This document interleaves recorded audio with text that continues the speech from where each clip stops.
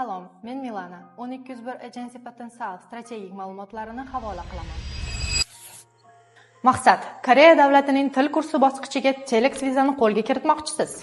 Hech qanday til bilish sertifikati shart emas. Bitirganiga 2 yoki 3 yildan oshmagan o'quvchilar uchun. Koreyaga bormoqchi bo'lgan do'stingizga yuborib qo'ying. Darhaqiqat, yuqoridagi hamkasbdoshlarimiz tomonidan aytilgan ma'lumot to'g'ri.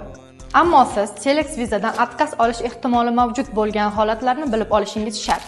Birinchi holat: universitet qabuliga bir vaqtning o'zida bir qancha firmalar tomonidan haddan ortiq o'quvchilar hujjatlarini topshirishi natijasida viza kechikishi, qonuniy yoki noqonuniy hujjatlarni tayyorlash, hujjatlarning o'xshashlik jihati hamda boshqa kamchilik oqibatida immigratsiyadan отказ olish ro'y beradi. Viza olishda esa birinchi holatda aytilgan ma'lumotlarni to'g'ri o'rganib, bajarish lozim.